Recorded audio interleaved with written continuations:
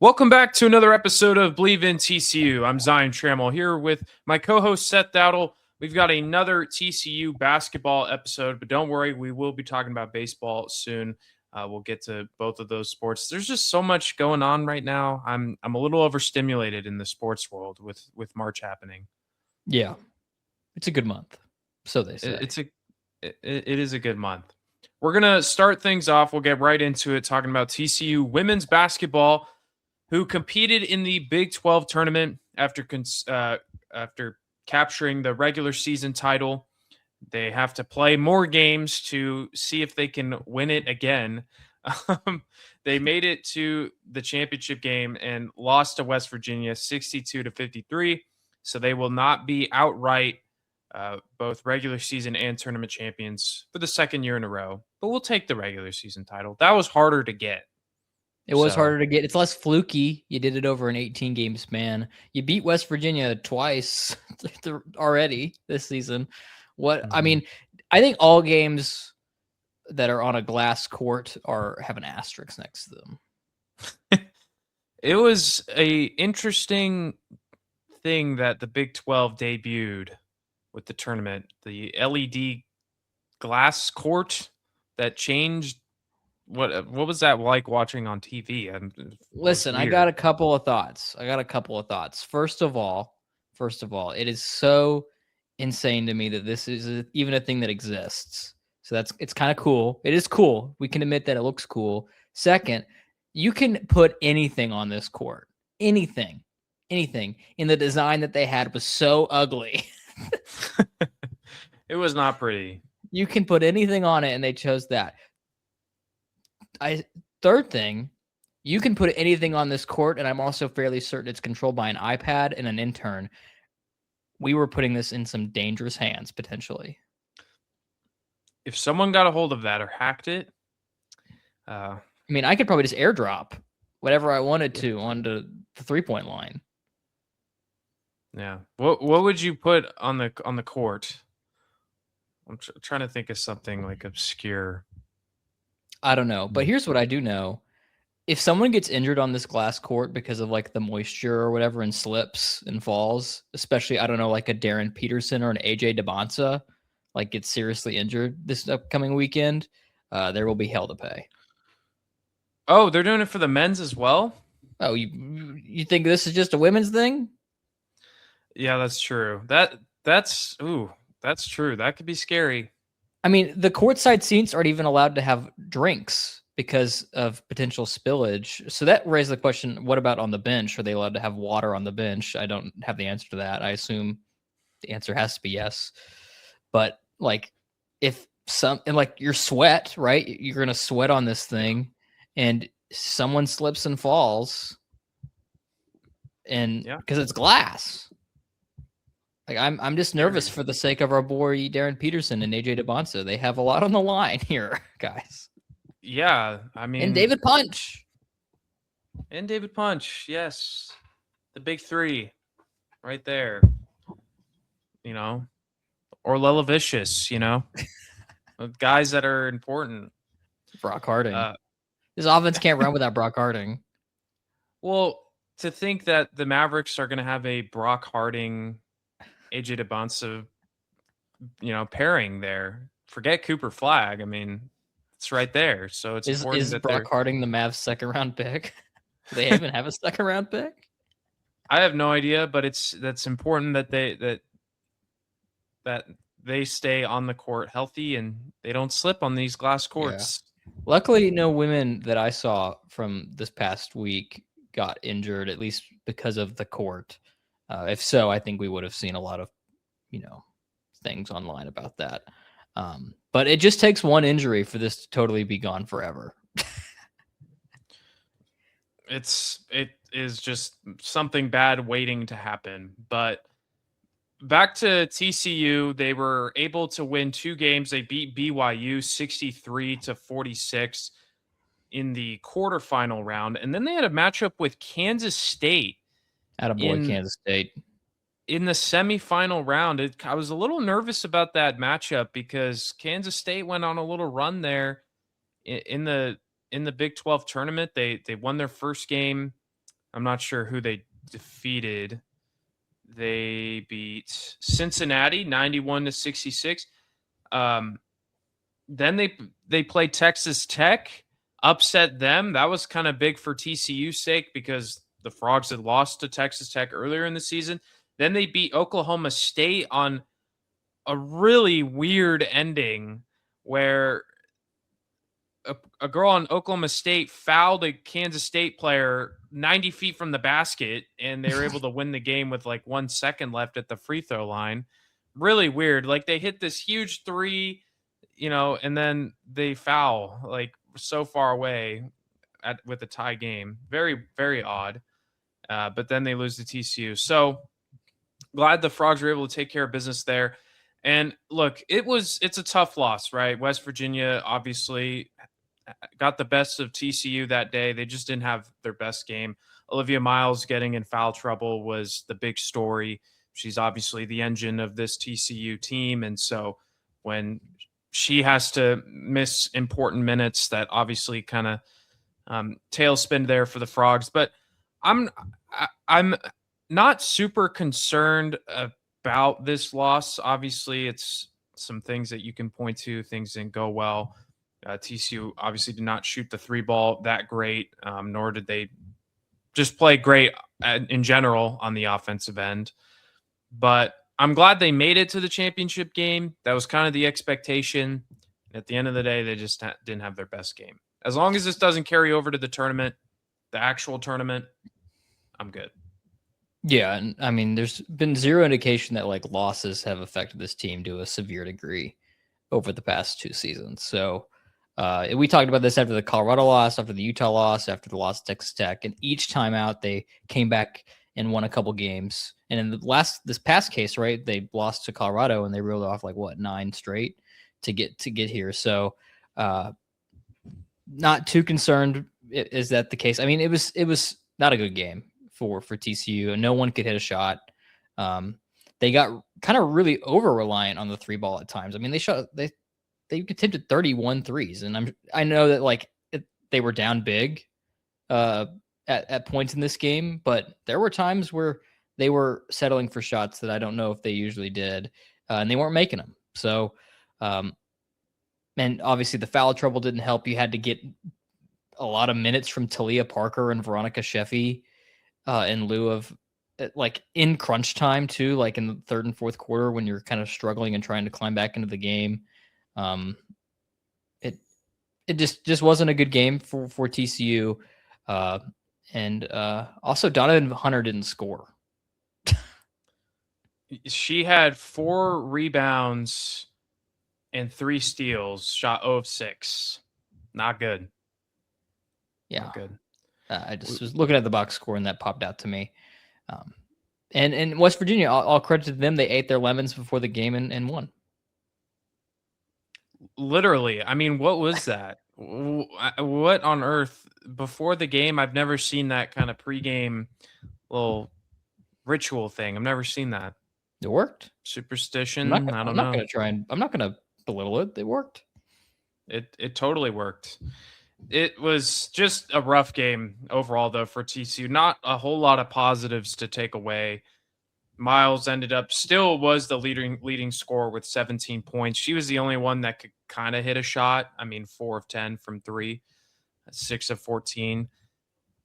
Suarez had 16 and 8, but it's crazy. You mentioned the high volume of threes. Majority of that came from 4 players. I mean, Bigby shot 7, Suarez shot 9, Miles 10, and Hunter 3, and then 2 from Sheffy. But it's definitely something they got to clean up. It just never really felt like TCU. Even when they were able to get it within a few points, I think they got it to within 6 in the fourth quarter. It just never really felt like it was within their grasp. Just didn't feel like a cohesive game. Like everyone seemed to kind of be playing their own sort of game. Didn't feel like they were running efficiently and running a smooth operation. And, that can come after, the third game in 3 days, that's tough. You don't do that very often during a basketball season, which kind of makes, these conference tournaments crapshoots to a certain degree. And West Virginia is a good team. Each time TCU's played them, it's been a close game. I mean, heck, it took a buzzer beater in Morgantown for TCU to beat them earlier in the year. So, I mean, these two teams have been nip and tuck all year. TCU got the advantage of West Virginia the first 2 times, and this time on a neutral court that was glass and was having like animations every time something happened. I would put the Looney Tunes. I would put Smash. I would put Space Jam stuff on it. That's what I would do. To answer your question earlier. Yeah, that'd be cool. Like Bugs Bunny kind of thing there. Yeah. Make it as chaotic as possible. Kind of like the Oregon Ducks basketball court, but just even worse. And it just didn't work out. So move on. Take some things away from it. Like, don't get in foul trouble. For one. And that's kind of bitten TCU in the past a couple of times. And that's kind of maybe been their Achilles heel in these big time games. There was a couple of games last year, I remember, when Sedona Prince would get into foul trouble early, and that would just kind of make things more difficult. They wouldn't necessarily lose the game, but it would just make things more difficult than they needed to be. And so that's kind of the similar situation here this season. It would be nice to have like an Aaliyah Roberson or a Maddie Shear right about now, like somebody that if someone like Miles gets into foul trouble, you have at least a veteran presence that could come in and kind of fill that gap. And Shear was obviously great at, had a great assist to turnover ratio and can knock down a 3. Roberson could also knock down a 3 when you needed it. So obviously she's been out for the entire year. Shear, what is she? Is she out for the year as well? Maybe. I mean, we haven't seen her in a month, maybe more. So it's been really unlucky for Maddie Shear and her tenure with TCU. Didn't play last year, played a little bit this year, but again was dealing with back injuries. So she's a talented player. She just hasn't gotten enough time because she hasn't been healthy.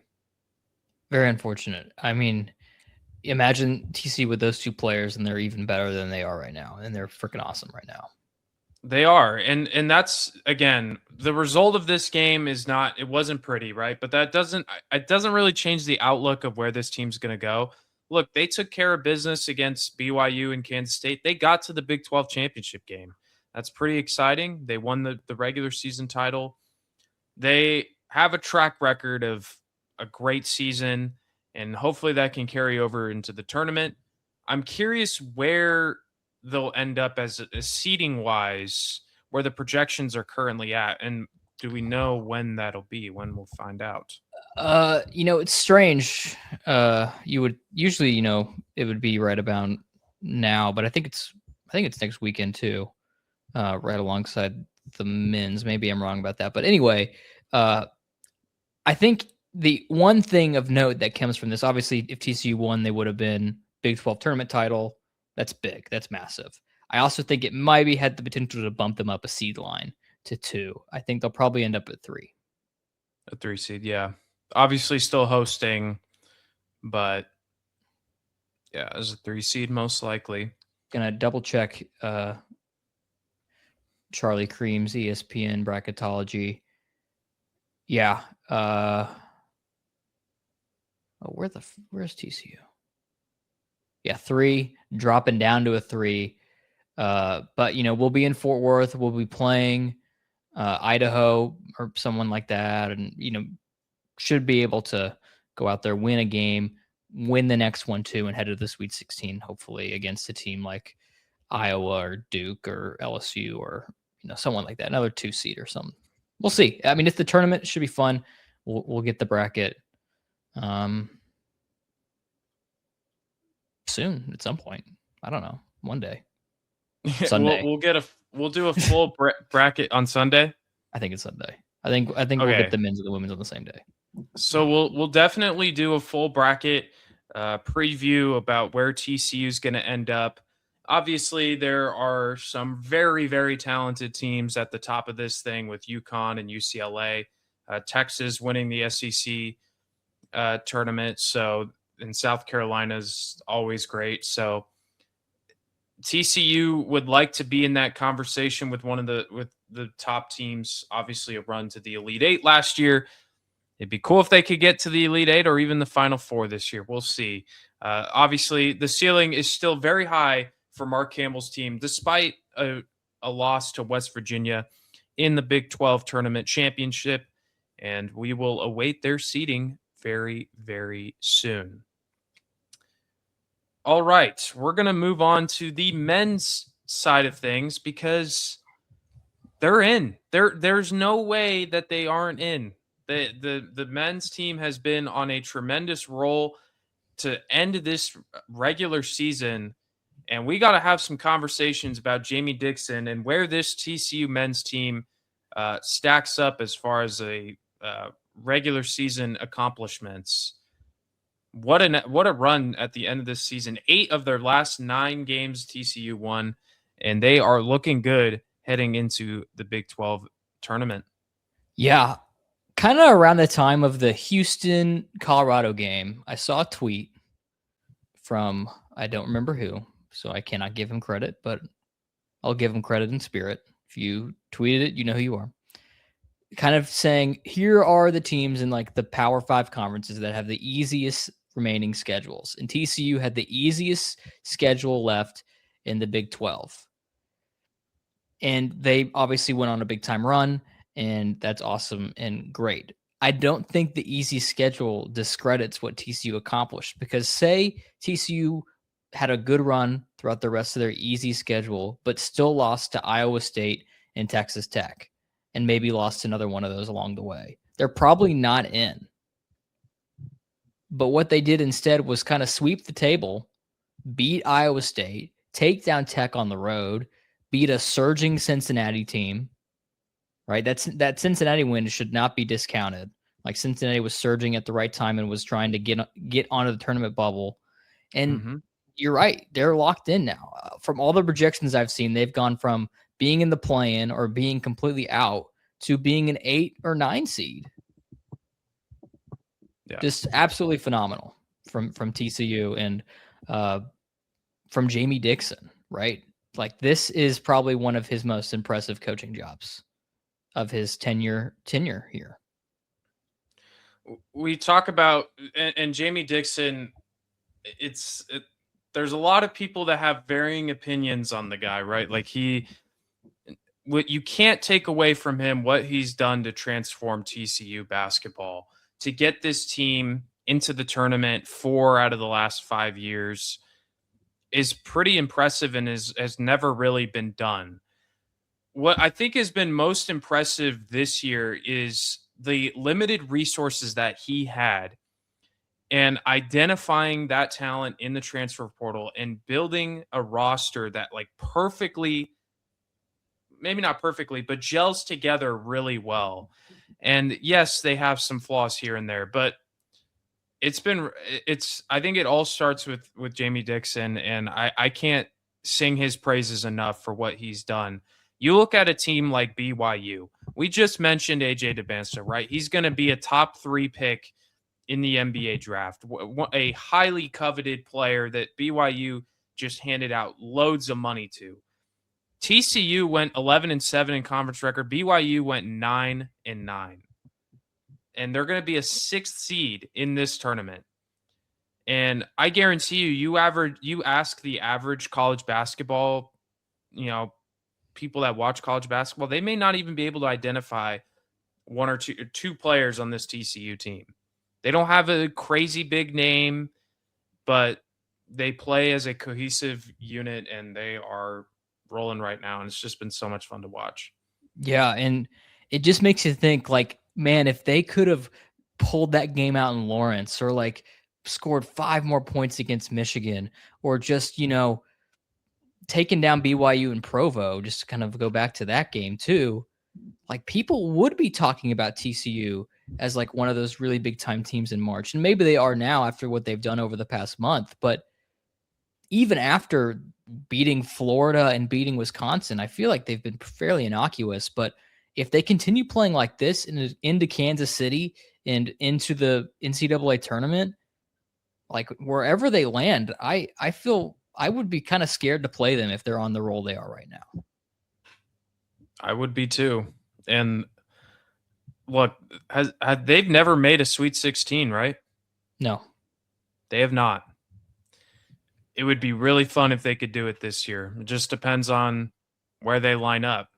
I think a couple years ago, it was unfortunate that TCU got lined up with Gonzaga. I think it was in 23, Yeah. maybe, because they 23. had a good team. Yeah.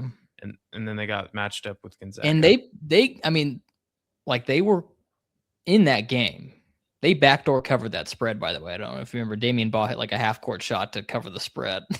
Yeah, that's true.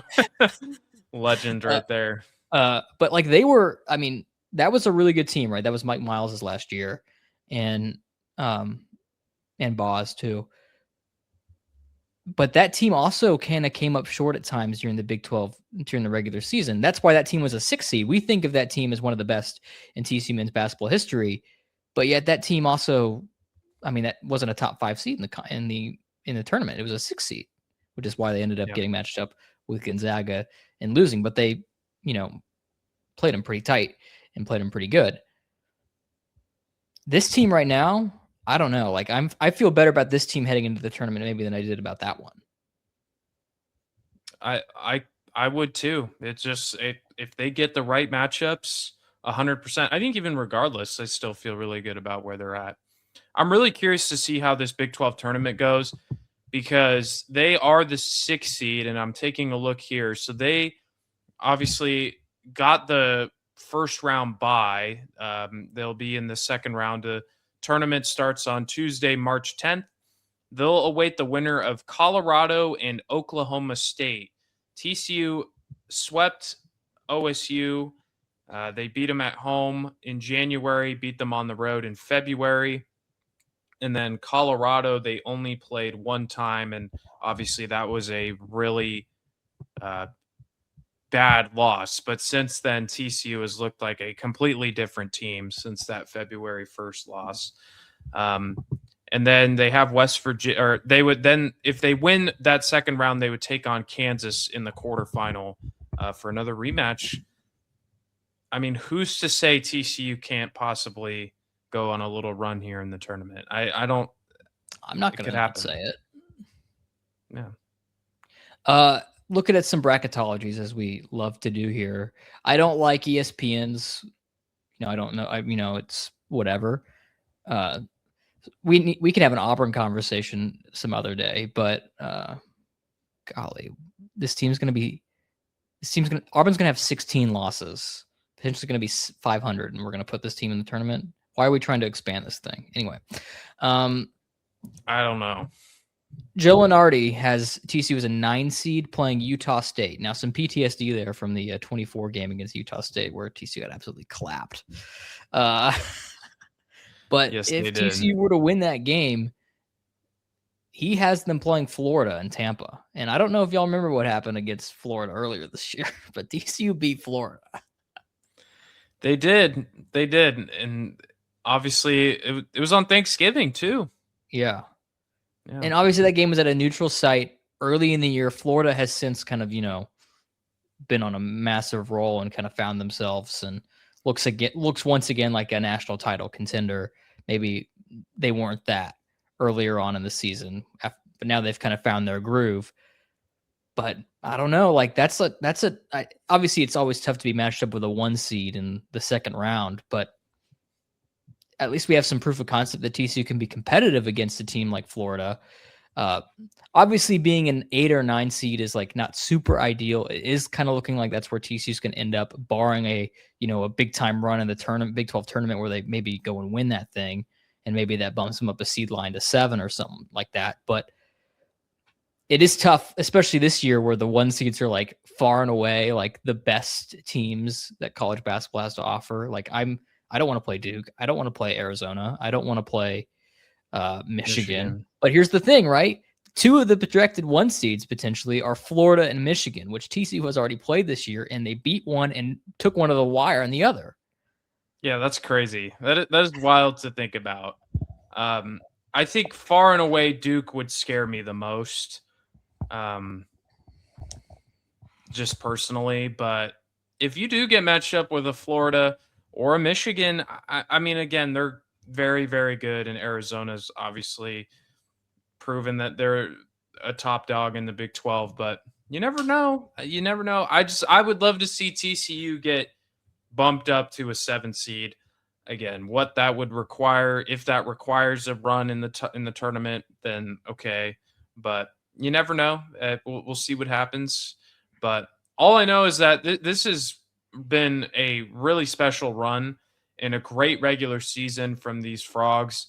Up and down for sure. Some bad losses on there, but for the most part, the way that this thing ended was really, really impressive. And we haven't really seen a run quite like it in this program's history. I mean, no, like we were talking last time out, they had 9 conference wins, and we're like, if they just get one more, it's the most they've ever had in Big 12 play. They got 2 more. Like this is far and away the best they've ever done in the Big 12, and so that's just kind of nuts to say, especially after their rough start. I mean, they lost 3 in a row to, that Kansas, Arizona, BYU start. And Utah, right? And they Utah, lost 4 in a row. So like it was just like a really bad start, and they've reeled off 8 of their last 9 and looking in good shape. Obviously, they got to win some more basketball games, which so far they've proven that they can do that. But we'll see what happens in Kansas City this weekend. I'm excited. I'm almost more excited for the men's team in the Big 12 tournament than I was for the women, because for the women it was kind of like a foregone conclusion, no matter what they ended up doing, that where they were kind of going to be come Selection Sunday. For the men, though, I feel like there are some real stakes about it. It's either you have to play a tougher game like against UCLA or an A&M or a Clemson or a St. Louis, right, in the 8-9 kind of range, or you bump yourself up to 7 and you get a 10 seed that's more like Iowa or NC State or Miami, Ohio, or something like that. Ooh, imagine TCU, Miami, Ohio in the first round, and TCU goes out there and just lays down the hammer. What the narrative story that would be. Yeah, it would be pretty bad if that were the case. It'd be like the Tulane thing. Like for football. it'd be more like JMU. JMU. Like, well, what do we need these guys in here for? Let's get Auburn in there. Like, what? Okay. Miami's not lost a game yet, and Auburn has lost a lot, but all right, sure. Anyways, that's my stance on it, but it's a pretty simple stance. I understand that their Ken Palm ranking is bad and that their strength of schedule is pretty miserable and they haven't played anybody. And whenever they do win, it's like by 2 points in overtime, which is crazy. If you go to like their schedule and look at like all their results, each like it seems like every other game is a 2-point win in overtime. Anyway, I just am super excited and pumped for March now, and this is good. It's a lot of fun. It's a lot of fun for both teams, right? This is going to be the first time ever that both of the men's and the women's basketball teams at TCU have made the tournament in the same year. First time ever. And so it's going to be fun to track them both, hopefully through long journeys through March. My goal is for both these teams to get to the second weekend. I don't know how realistic that is, but I think that's a goal that we can look for. It would give us plenty of content, so let's do it. Yeah, we need more content, please, because listen, the baseball team is fun to talk about, but the baseball season as a whole kind of gets a little repetitive, and it would be nice to talk about basketball for TCU through April. Why not? Why not win a natty? Let's do it. Brock Harding and Olivia Miles will have their statues waiting outside Schollmeyer Arena. I don't know why we keep saying Brock Harding when David Punch is clearly the best player on this team, but both David Punch and Olivia Miles will have their statues waiting when they both win the natty. And listen, the expectation for the men's team, right, is not to win a national championship. I understand that is not. It is something. not. It is not. But I do think it would be fun if TCU went on a little Cinderella run. They have that kind of feel to it, and so it would be really sweet if they could do that. Yeah, But it would be. I want in there's all these things. If you go to ESPN, the app right now, and you go to the men's basketball tab, there's an article at the very top that's talking about, is the Cinderella dead? And it would be no sweeter than TCU, who has been a Cinderella athletics program for much of the 21st century, to break that myth once again.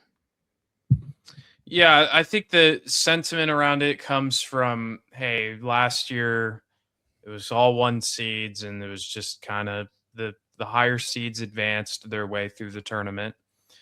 It's I understand it, but you never know with March. You never know, and hopefully TCU, like I said, could be one of those teams that can go on a run into the tournament. But again, the Big 12 men's tournament begins Tuesday, March 10th. TCU obviously gets the bye, so they'll await the winner of Colorado, Oklahoma State.